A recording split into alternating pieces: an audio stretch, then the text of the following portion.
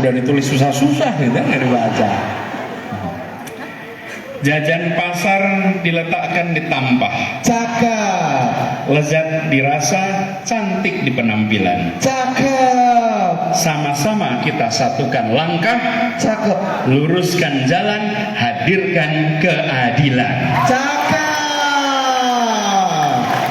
Jadi insya Allah kita berkumpul di sini bukan tentang satu orang, bukan tentang satu kelompok, bukan tentang satu partai. Ini tentang satu bangsa Indonesia.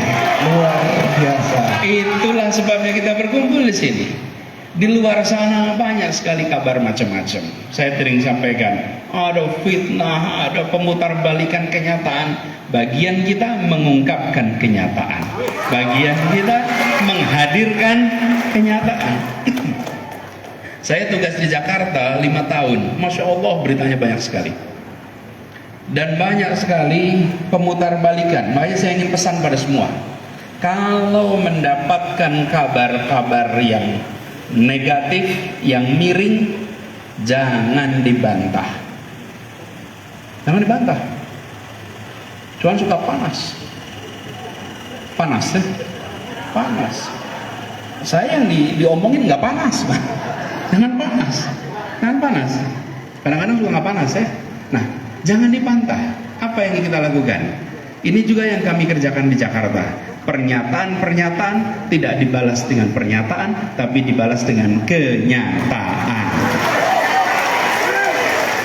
Dibalas sebagai kenyataan. Jadi doa kami waktu itu adalah, ya Allah berikan kami umur panjang, mudahkanlah kami dalam menjalankan amanah, agar yang kami janjikan bisa terlaksana. Insya Allah dengan terlaksananya janji-janji itu, maka semua tudingan akan dibantah dengan kenyataan. Iya. Jadi bukan pernyataan dibalas dengan pernyataan, tapi dibalas dengan kenyataan. Jadi kalau ada yang bercerita macam-macam, misalnya nih, itu tuh intoleran, itu tuh garis keras, itu tuh pokoknya macam-macam. Bapak Ibu jawabnya gini, barangkali iya ya. Barangkali iya ya. Yang nuduh barangkali pikir, kok bisa ya? Katanya mendukung Anies kok malah bilang iya ya gitu. Terus udah gitu Bapak Ibu tanya lagi, ada nggak contohnya? Nah, begitu mereka ditanyain contohnya, mereka akan kerepotan mencari contoh atas fitnah-fitnah itu semua. Iya. Jadi caranya jangan dibantah. Kalau dibantah kuat-kuatan. Satu bilang A dijawab B. Oh nggak usah. Barangkali memang dia begitu. Ada contohnya. Contohnya diskriminatif. Ada nggak contoh diskriminatif? Nanti tambah lagi. Dia tuh nggak bisa kerja. Ada nggak contohnya nggak bisa kerja? Kasih contoh aja. Begitu kita beri pertanyaan ada contohnya, maka yang terjadi adalah contohnya sebaliknya dari yang difitnahkan. Betul ya? Tadi Pak Wakil Bupati cerita soal JIS Jakarta International Stadium. Saya dongeng sedikit boleh ya? Dongeng dikit nih Bapak. Jadi waktu bangun JIS itu ceritanya gini. Jadi saya tugas ngurusin Jakarta. Di Jakarta sering ada pertandingan sepak bola. Jadi kami ini Pak Yai sering datang nonton sepak bola. Nonton sepak bola itu selalu pertandingannya sekitar jam 7 malam. Betul ya pertandingan sepak bola? Ya jam 7 saya datang. Saya datangnya biasanya jam 6:15 sekitar jam itu. Begitu sampai, kan perjalanan dari rumah, di perjalanan ada maghrib bukan? Sampai di stadion saya sholat maghrib, belum, jam 6:04 saya sholat. Nah, kalau gubernur dianterin memang ada tempat sholatnya, musola ya bukan? Selesai musola saya ke tempat duduk. Waktu saya duduk, saya nonton. Ini ada 60-an ribu orang pada sholat maghrib di mana? Bener nggak tuh kira-kira? Pada sholat maghrib di mana 60 ribu orangnya? Hampir pasti mereka temperaturnya subtropis. Di Eropa, di Amerika, stadionnya terbuka. Kenapa? Dengan suhu subtropis mereka bertanding jam 2 siang, jam 3 siang adem. Di sini pertandingan jam 2 siang gimana rasanya Bapak Ibu? Hah? Coba sepak bola jam 1 siang gimana rasanya coba? Iyalah, jam 10 pagi. Sering nggak kita nonton di sini piala pertandingan di Eropa, nontonnya sore jam 8, di sana tuh jam 2 siang. Apa yang terjadi? Karena kita copy paste. Jadi waktu itu saya bilang, insya Allah nanti kita bikin stadion yang pakai tutup di atasnya supaya orang bisa main pertandingan sepak bola jam 10, jam 1 siang sehingga mereka tidak hilang waktu sholatnya. Gampang. Jadi nggak jebol. Karena pertandingannya bisa siang. Kalau selama ini nggak bisa, alhamdulillah. Niat itu dengan segala macam tantangannya dua di dunia. Nah, terbesar dunia. Nah, terus masih ada satu lagi nih tantangannya. Ini kalau ada acara banyak sekali, susah nih kalau pada sholat. Tetap susah ada sholat. Tempatnya segede gitu. Jadi apa yang terjadi Bapak sekalian? Alhamdulillah dibuat sepanjang lokasi itu, seluruh lingkarannya itu garisnya apa? Garisnya bukan garis itu, jadi alasnya apa ya? Alas itu tempat jalan kaki, tempat itu semuanya dengan garis yang mengarah saf ke arah kiblat. Supaya apa? Yang mau pada nonton itu tinggal buat sajadah kecil, ada tempat wudhu ratusan tempat wudhu, tinggal wudhu, sholat di mana saja, tanya arah kiblat, lihat aja ke bawah, garisnya kemana, itu arah kiblatnya.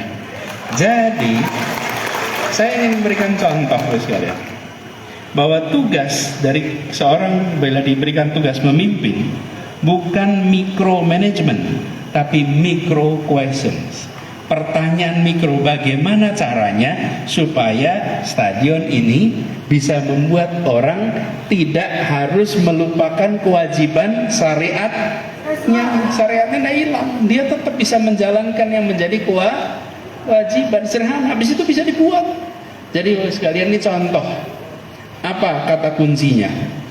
Yang tadi dikatakan, kita ingin agar Indonesia kita menjadi rumah bagi semuanya. Indonesia kita bukan rumah bagi sebagian, apalagi sebagian kecil. Indonesia harus menjadi rumah dan adil bagi seluruh rakyat Indonesia. Dan itu yang kita ikhtiarkan. Jadi sekalian, ketika hari ini kita berkumpul sama-sama di Garut, berkumpul, tantangannya banyak. Katanya tempatnya pun sempat pindah-pindah tempatnya. Nggak apa-apa Bos sekalian, yang namanya perjuangan pasti banyak tantangannya. Kalau tidak ada tantangannya, kurang kerasa perjuangannya. Betul?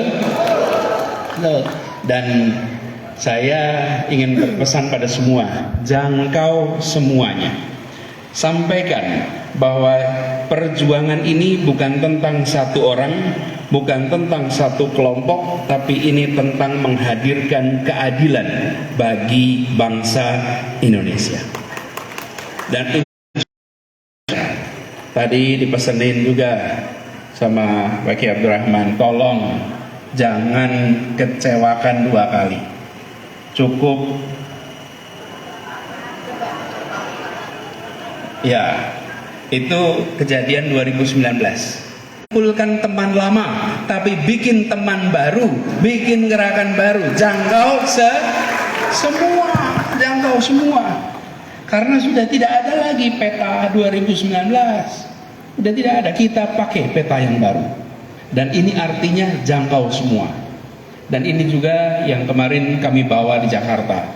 Bapak Ibu sekalian, waktu kami tugas di Jakarta, sempat ditawarin macam-macam di tahun 2019. Saya katakan tidak, karena perjuangan di Jakarta itu melibatkan begitu banyak orang. Dan saya ingin sampaikan juga, saya terlewat, biasanya saya sampaikan di awal, saya ingin sampaikan terima kasih kepada ibu-ibu, bapak-bapak yang selama ini mengirimkan doa untuk kami di Jakarta. Terima kasih, mendoakan yang kami tidak lihat, mendoakan dalam senyap, mendoakan tanpa diketahui orang lain, yang itu kami rasakan di Jakarta. Kami ini kalau menghadapi masalah yang rasanya buntu, itu selalu ketemu jalan-jalan baru yang tidak terduga. Dan jalan-jalan baru yang tidak terduga itu memberikan hikmah yang kita rasakan luar biasa. Itulah sebabnya, Bapak sekalian, saya ingin sampaikan terima kasih atas doa yang Ibu Bapak berikan kepada kami. Insya Allah doa-doa itu semua nantinya dibalas, dicatat sebagai amal oleh Ibu semua. Lalu Ibu semuanya, ini cerita sedikit lagi nih soal jalan keluar nih. Kan tahun lalu Jakarta bikin tuan rumah balap mobil Formula E, diramein terus itu. Mau pakai Monas nggak boleh, mau pakai GBK nggak boleh. Ya kalau lihat Monas langsung tahu ini Jakarta, gitu kira-kira. Ini Indonesia. Seperti kalau kita lihat Menara Eiffel, itu di mana? Prancis. Begitu lihat Menara Eiffel langsung tahu ini Prancis. Kita kepengen Monas, kita itu lambang monumen nasional. Nggak boleh, ya sudah. Jadi pindah ke Ancol. Apa yang terjadi? Tanpa kita sadari, di belakang stadion itu, di belakang lokasi balapan Formula E, terpampang besar sekali stadion JIS. Coba, jadinya yang ditonton sama dunia bukannya Monas, Stadion Jakarta International Stadium. Coba, kita tidak berencana mempromosikan JIS, gara-gara dilarang di sini, dilarang di sini, dilarang di sini, akhirnya pindah ke sana, malah jadi mempromosikan JIS. Jadi ada gunanya ayat itu, wa makaru wa makarullah. Wallahu khairul makirin, ada gunanya tuh, kelihatan tuh.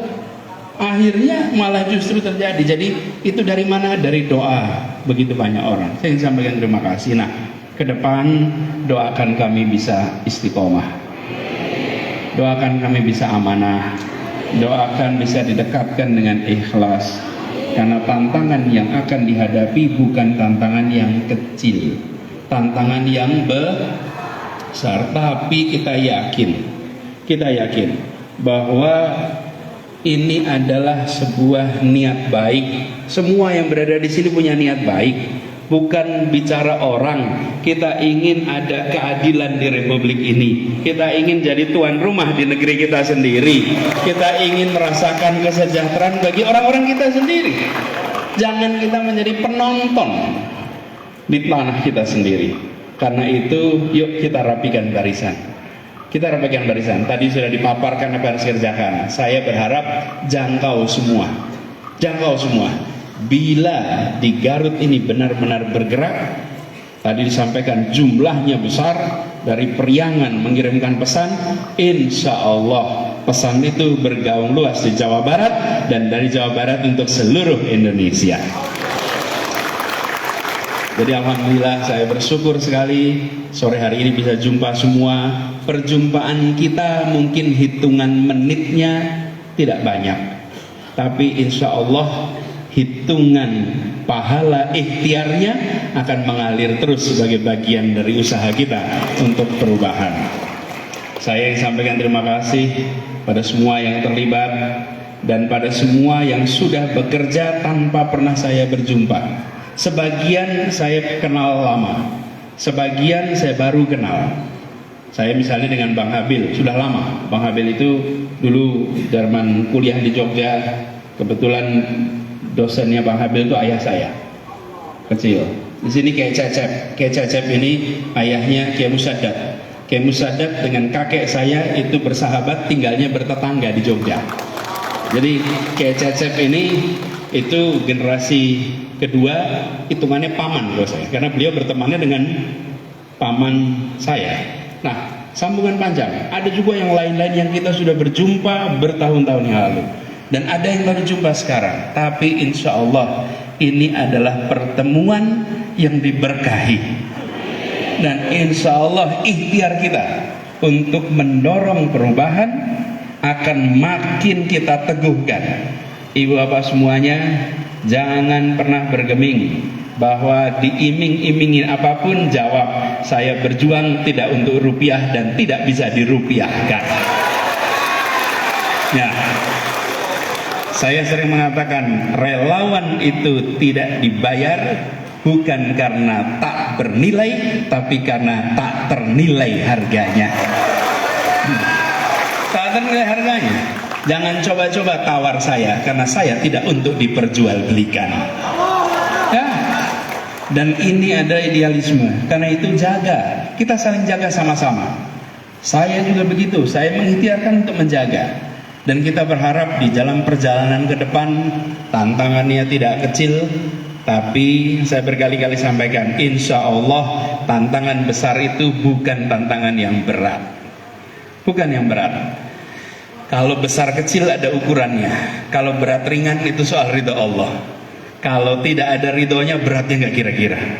Tapi kalau ada ridho Allah, insya Allah jadi ringan, Karena itu kita selalu dekatkan dengan ikhlas. Insya Allah ridhonya akan datang pada perjuangan orang-orang yang ikhlas. Jadi Bapak Ibu sekalian, saya berharap Garut untuk bisa solid. Siap? Siap solid?